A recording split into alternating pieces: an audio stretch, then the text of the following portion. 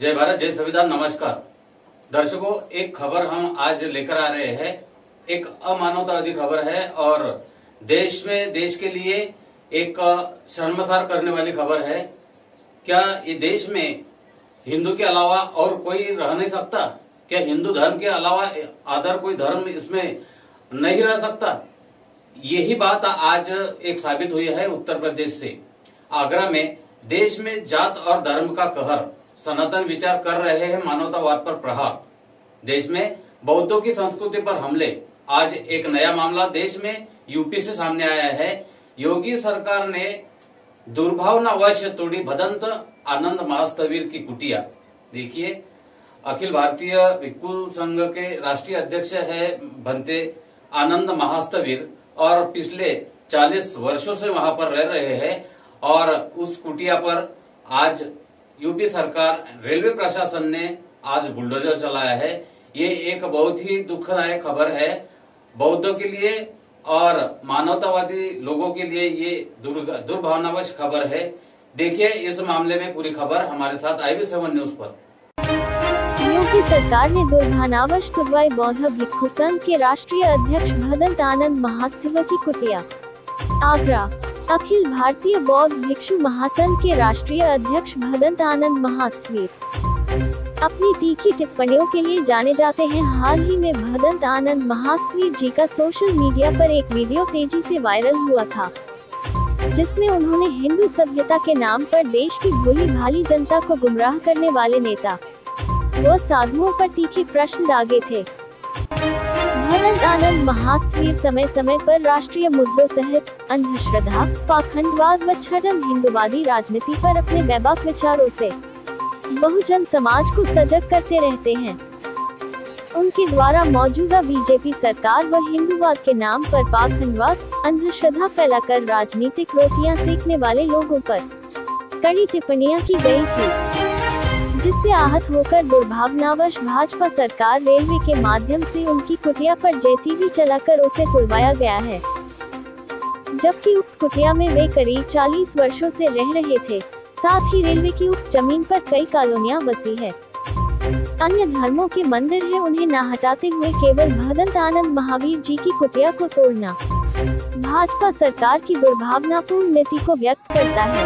एक और सरकार कहती है सबका साथ सबका विकास, वही दूसरी ओर बीजेपी सरकार का राष्ट्रीय स्तर के बौद्ध भिक्षु के प्रति यह सौतेला व्यवहार निंदनीय है।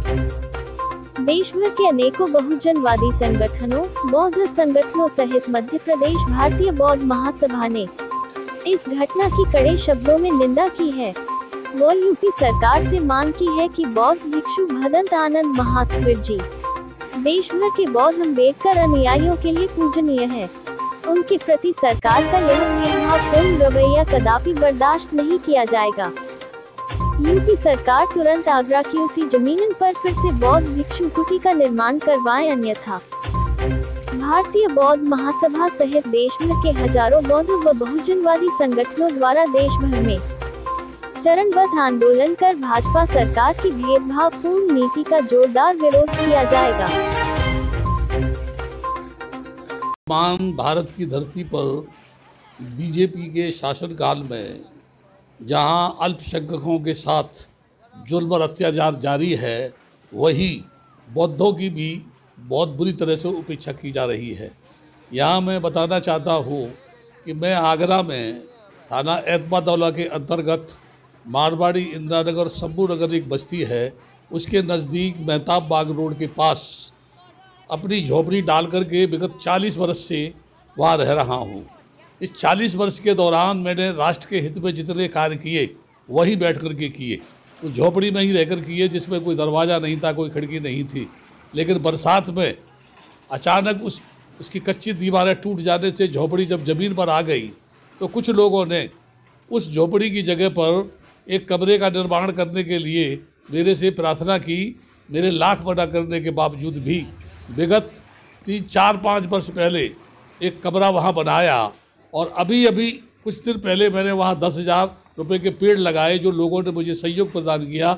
उस कमरे पे भी ऊपर सीमेंट की सीट पड़ी हुई थी और चारों तरफ अभी 1 डेढ़ 2 महीने पहले मैंने बैरिकेटिंग किया तार लगा करके, उसका मैंने सौंदर्यीकरण किया, यानी उस ज़मीन पर प्लांटेशन किया, पेड़ लगाए, है ना, ताकि प्रदूषण मुक्त जो है वातावरण वहाँ का बने। लेकिन खेद के साथ मुझे कहना है, विगत कितनी वर्षों से मैं राष्ट्र हित में ये लिखता रहा हूँ कि भारत की धरती पर रेलवे विभाग की जितनी भी संपत्ति है, जितनी भी ज़मीन है, उस पर करोड़ों रुपए के ज़मीन के ऊपर लोगों ने अवैध निर्माण किए हुए हैं। उनमें बस्तियां बनी हैं, मकान बने हैं, मंदिर बने हैं, मस्जिद बने हैं, गुरुद्वारे बने हैं। लेकिन मैंने बार बार जो लिखा पढ़ी की, तो बार बार आगरा के रेलवे डिपार्टमेंट ने मेरा ही आके उत्पीड़न किया, और जब जब मेरा उत्पीड़न किया तब तब मैंने जो है विभागीय अधिकारियों के साथ लिखा पढ़ी की, गृह मंत्री को लिखा, प्रधानमंत्री को लिखा, रेल मिनिस्टर को लिखा, माइनॉरिटी के चेयरमैन को लिखा, इवन यहाँ तक कि रेलवे विभाग के मिनिस्टर रहे लालू प्रसाद यादव ने उसकी जांच कराई। यहाँ वो लेटर भेजते थे, डीएम से उसकी जांच मांगते थे, उसके बाद में जो रेल मंत्री रहे सबने उसकी जांच कराने के आदेश दिए। पता नहीं क्या लीपा पोती करके वहाँ से भेज दिए जाते थे, या उन जांच को रद्दी की टोकरी में फेंक दिया जाता था।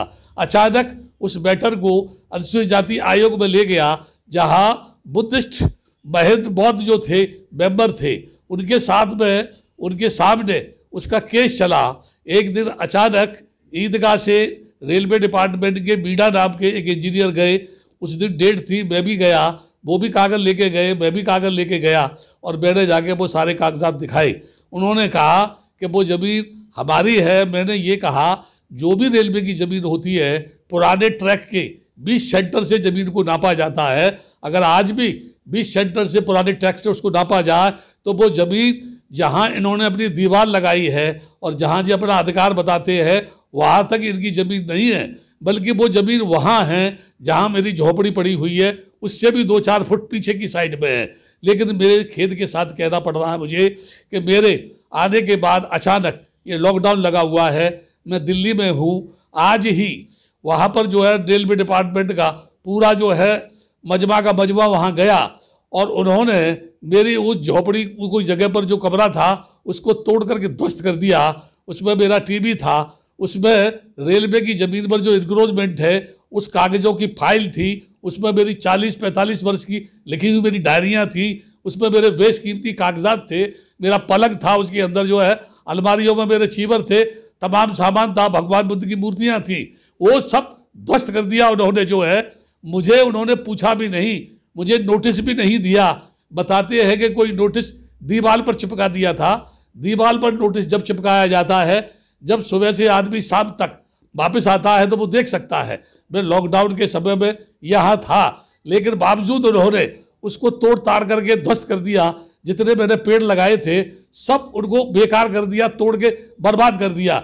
मैं रेलवे डिपार्टमेंट से ये मांग करता हूँ, जो मेरा नुकसान हुआ है वो उसकी भरपाई करे, और पूरे देश में जो रेलवे की ज़मीन पर इंक्रोचमेंट है, क्या रेलवे डिपार्टमेंट ने उसको तोड़ने के लिए कोई प्रस्ताव पारित किया है, या पार्लियामेंट में कोई कानून बना है कि रेलवे की ज़मीन को वापस लाने के लिए यानी कानूनी कार्रवाई की जाए। जब सुप्रीम कोर्ट ने ये कहा कि इलीगल ढंग से जो सरकारी ज़मीनों पर मंदिर बने हुए हैं उनको हटाया जाए, तो मैं सरकार से ये जानना चाहता हूँ, क्या सुप्रीम कोर्ट के कानून का पालन किया?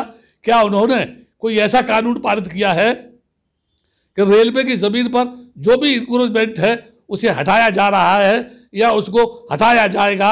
ऐसा कोई प्रस्ताव पारित किया है?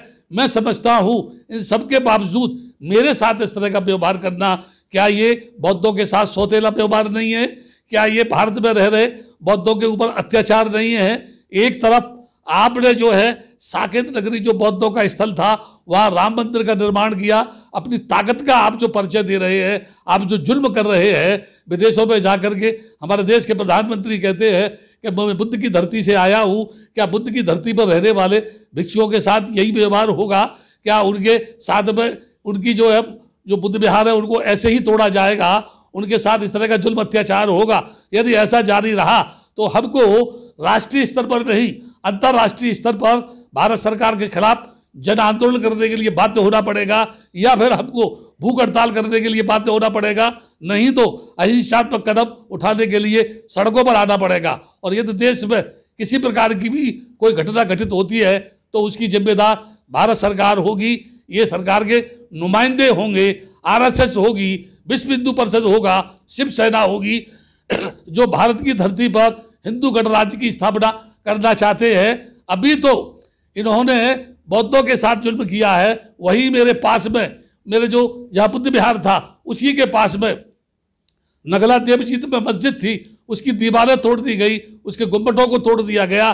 बाद में जो मंदिर था वहाँ उसको छोड़ करके उस मस्जिद पर जो ये अटैक किया गया, उससे वहाँ के लोगों में रोष उत्पन्न हो गया और वो लोग सड़कों पर आ गए।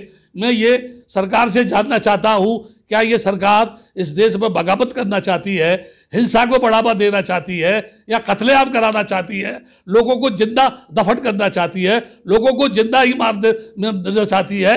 बस काफ़ी अरसों से ये जो किसानों का आंदोलन चल रहा है उसके खिलाफ भी दंडात्मक कार्रवाई की जा रही है। इस देश के साधु सन्यासी बेमतलब बेलगाम घोड़े की तरह से सड़कों पर दौड़ रहे हैं, मन चाहे सबू के छेड़ रहे हैं, मन चाहे झूठी बातों को यानी समाज के बीच में फैला रहे हैं, मन चाहे ढंग से लोगों के बीच में अंधविश्वास रूढ़वाद की परंपरा को फैलाने का काम कर रहे हैं। और सरकार आंख बीच के उनको संरक्षण प्रदान कर रही है, उनको जो है सहायता दे रही है, उनकी मदद कर रही है। अतः पुनः एक बार कह रहा हूँ, जो मेरा नुकसान हुआ है उसकी जांच कराई जाए, उसका मुआवजा दिया जाए, नहीं तो मुझे भूख हड़ताल पर बैठने के लिए बाध्य होना पड़ेगा।